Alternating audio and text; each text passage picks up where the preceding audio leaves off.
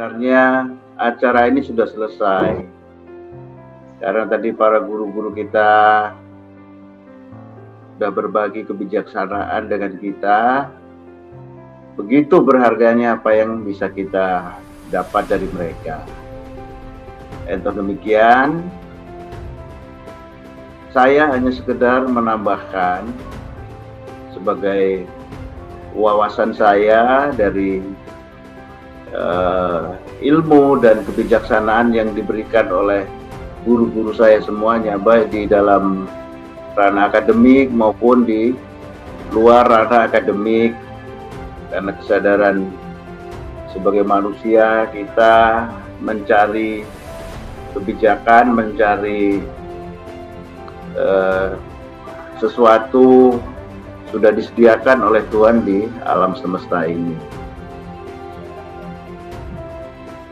Nah, saya juga teringat kemarin dalam forum di Universitas Gadjah Mada yang disampaikan oleh Prof. Maria, dan juga kita dengar lagi pagi ini disampaikan oleh Pak Dekan dalam sambutannya tadi, bahwa tugas dari akademisi itu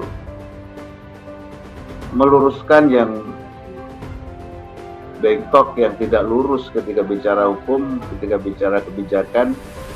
Disinilah peran atau porsi dari akademisi untuk bisa membantu pemerintah memperbaiki hal-hal yang dirasa perlu. Nah, ini saya berikan satu pengantar landasan berpikir ya, ini karena begitu banyak persoalan yang kita hadapi. Pak Wamen tadi di awal sudah mengintroduksi persoalan seperti itu. Prof. Ari, Prof. Maria, sampai terakhir tadi Pak Gunawan pun menyampaikan itu. Nah, ini saya orang muda, yang paling muda di sini ya, berusaha untuk mengimbangi, untuk mengikuti alur berpikir para senior-senior kita.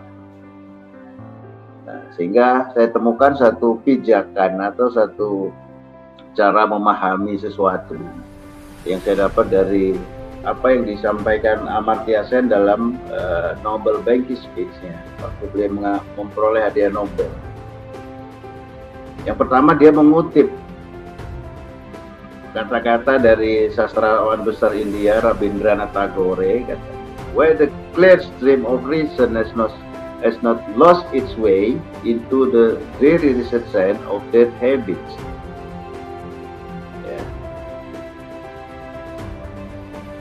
Kalau sesuatu itu satu pemikiran atau cara berpikir itu jelas, pastinya tidak akan tersesat, terbenam di dalam gurun pasir. Selesai. Nah, dari situ kemudian Amartya Sen mengajak mengikuti, terinspirasi dari kata-kata Tagore itu. Amartya Sen dalam pidatonya itu mengajak ya, to replace analysis by slogans. Ya, kita memahami sesuatu itu mencermatinya tidak hanya dengan slogan. To be guided by grand dogma. Nah, ini yang kemudian menyentuh benak saya, kemudian pemikiran saya. Ketika sebagai orang hukum tadi disentil sedikit oleh Pak Gunawan ya, bahwa dalam dunia hukum kita itu ada grand dogmanya, ada dasar-dasarnya, ada sumber-sumber yang melandasinya. Jadi ketika satu sisi hukum melarang kita berpikir bebas, tapi di sisi lain hukum juga membiarkan kita bebas sampai bablas. Nah, ini yang harus berbahaya. Yang kemudian dalam bahasa ilmiahnya, bahasa risetnya, kita akan bicara konsistensi, inkonsistensi, kita bicara systematic, unsystematic. Nah, ini sekali lagi tadi sudah sempat disampaikan juga Prof. Ari, ya, ini sebagai alam pikiran pemikir agraria di Fakultas Hukum UI yang coba memaknai, melihat tatanan aturan yang kita bicara hari ini, kita memperingati 60 tahun UPA itu, ya, dengan memahami konten dan memahami, mendalami, ya, sampai ke grand dogmanya tadi menurut Amartya Sen, ini yang saya temukan ya dalam tatanan tatanan ini luar biasa, karena sesungguhnya UPA mengajari kita, menggait kita atas apa yang terkandung dalam makna bendera merah putih. Ya, merah putih itu, ya inilah meta tatanan tata bumi ini. Ketika bicara tata bumi itu ada 3 faktor ini. Yang pertama kausa prima, Tuhan Yang Maha Esa. Kedua manusia, 3 alam semesta. Ya, dalam kesadaran bahwa keberadaan manusia, penciptaan manusia dan alam semesta itu mengikuti aturan tatanan sang kausa prima itu, yang intinya nanti tidak lain adalah harmoni. Ya, ketika Tuhan menciptakan manusia dan alam semesta itu, kemudian membuat acuan-acuan yang dalam bahasa lainnya disebut sunatullah atau disebut hukum alam, ya, dalam bahasa seperti itu tadi mulainya. Kemudian unsur-unsur pembentuk hukum tata bumi, kemudian kita bicara hukum tata bumi itu dari mana bisa dipahami itu. Nah, ini kita melihat sebenarnya kalimat-kalimat di dalam UPA itu menyebut bumi, tetapi sayangnya ketika kita menyebutan UPA itu tanah. Nah, ini saya tunjukkan tata bumi itu memiliki 2 komponen pokok. Kesadaran dari para leluhur kita dulu, para founding fathers kita dulu bisa menangkap, ya, tidak sekedar melihat tanah tapi tata bumi, bahwa tata bumi itu isinya 2 tadi menurut fitrah takdir penciptaannya ada, isinya bumi itu hanya 2, manusia dan alam semesta. Kita jelaskan dalam tatanan hukum, tatanan sosial itu bisa kemudian kita sebut bangsa. Tatanan sosial yang berupa negara, tatanan sosial yang berupa masyarakat hukum adat. Ya. Unsur yang kedua, tatanan ekologi yang kita namakan, kita mengikuti ilmu pengetahuan namanya ekologi. Ada bumi, air, ruang angkasa, dan kekayaan alam lainnya, bahasanya Undang-Undang Pokok Agraria. Nah, ini yang harus ditata, 2 unsur pokok ini, ya, sebagai konten, sebagai aspek-aspek yang mutlak di dalam kehidupan. Nah, di dalam UPA, kemudian kita lihat, betulkah yang saya katakan tadi, bahwa kedudukan manusia di situ menjadi aktor kunci dalam tata bumi itu. Kalau kita baca baik-baik, kita renungi pasal 1 UPA itu, ya, bahwa bumi, air, ruang angkasa, dan kekayaan alamnya adalah karunia Tuhan Yang Maha Esa. Ini objeknya, ini ada subjeknya 2. Tuhan Yang Maha Esa sebagai pemberi karunia, dan manusia, kita sebut bangsa Indonesia ini, yang menerima karunia alam semesta. Bahasa rinciannya itu bumi, air, ruang angkasa, dan seterusnya. Nah, ini yang sekaligus menjadi cara yang saya introduksikan, saya perkenalkan, bahwa aktor kunci semua dinamika, mau urusan apapun, aktornya manusia. Coba kita lihat pertama kali tadi ini dari tatanan kesadaran, ya, manusia dengan kesadarannya sebagai pemegang kuasa Tuhan, sebagai wakil Tuhan, sekaligus Tuhan di muka bumi. Katakanlah sikatnya sebagai penguasa bumi. Dari sini kemudian timbullah pada diri manusia itu suatu otoritas penuh. Untuk apa? Mengelola, mengatur, menata bumi. Kemudian berkembang ada peranan manusia yang lainnya sebagai pemikir, pembentuk hukum. Berkembang lagi, bertambah lagi peranan manusia, si aktor kunci ini ada pelaksana penegak hukum.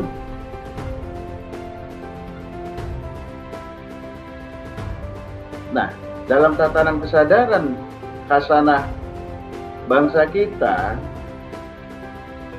bahwa Pancasila itu sila kelimanya keadilan sosial, ya jangan ngimpi.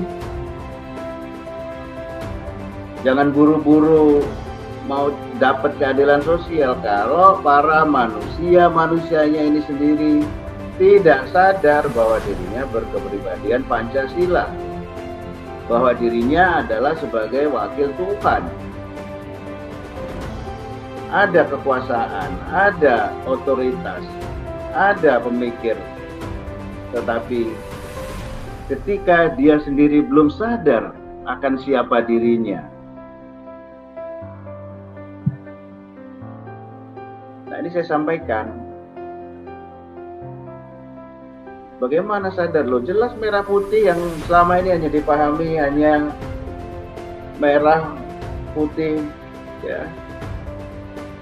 Berani karena benar, berani dan suci. Oh tidak. Yang saya pelajari, saya dalami, saya dapat wawasan merah putih inilah ketika, makanya sekali lagi kita bicara UPA, ini kita bicara esensi penting dari kehidupan manusia. Kesadaran tertinggi, esensial kehidupan manusia.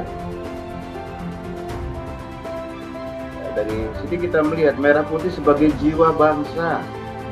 Nah, ini coba saya bawakan dalam dunia akademis. Bagaimana saya menjelaskan? Ada aspek metafisik secara epistemologis. Bahwa manusia yang paham dan sadar berkepribadian Pancasila, inilah yang akan menghantar ke tujuan keadilan sosial. Ya. Metafisik ini, merah putih ini simbol manusia tadi, yang 3 lingkaran tadi, kesadaran itu. Siapa dirinya, siapa Tuhannya, di mana dia hidup, dengan apa si manusia, si merah putih manusia ini hidup, tuntas. Ada satu pemahaman yang purna, bahwa kemudian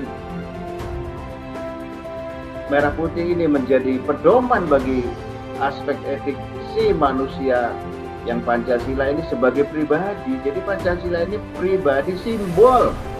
Ini simbol-simbol representasi dari siapa diriku sebagai manusia dalam masalah Indonesia. Ya. Dari situ kemudian Bhinneka Tunggal Ika. Dia bisa berlaku ketika bicara adil. Dia bisa memahami adanya perbedaan-perbedaan. Dia sadar akan adanya karakter manusia. Ada yang sosialis, ada yang neo-imperialis, ada yang macam-macam isinya dunia. Nah, kita dengan wawasan ini kita diberikan wawasan, kita berikan bekal, memiliki bekal untuk menghadapi berbagai macam watak manusia itu, karena kita sadar, kita paham akan isi kemanusiaan kita. Di mana-mana sama, ya.